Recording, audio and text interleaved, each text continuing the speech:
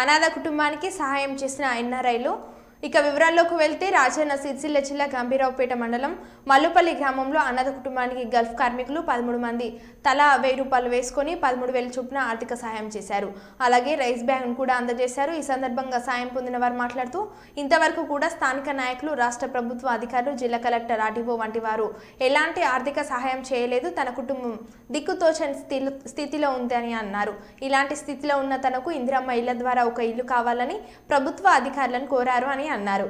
ఇద్దరు శారీరక వికలాంగులు అయితే మానసిక వికలాంగులైన మా ఇంటికి పెద్ద దిక్కైన మా లక్ష్మి అక్క చనిపోయి రెండు నెలలు గడుస్తుంది. పరిస్థితి చాలా ఇబ్బంది ఉంది. గల్ఫ్ కార్మికులు నాకు ఆర్థిక సాయం చేశారు. వాళ్ళ దాతలుగా నా కుటుంబం గురించి ఆలోచన చేసి చాలా సంతోషకరంగా నాకు ఈ యొక్క 13 మంది 13,000 రూపాయలు సహాయం చేశారు. తలో 1000 రూపాయలు చొప్పున వాళ్ళు గల్ఫ్ కార్మికులు వేసుకొని నాకు ఆర్థిక సహాయం చేశారు. అదేవిధంగా ఇంతవరకు కూడా జిల్లా కలెక్టర్ గారు, ఆర్డీఓ, ఎంఆర్ఓ కూడా ఇంతవరకు కూడా ఆర్థిక సహాయం కూడా చేయలేదు. స్థానిక నాయకులు, రాష్ట్ర ప్రభుత్వం నుంచి ఇంతవరకు ఏది కూడా ఆర్థిక సహాయం అందలేదు. నా కుటుంబానికి చాలా ఇబ్బంది ఉంది.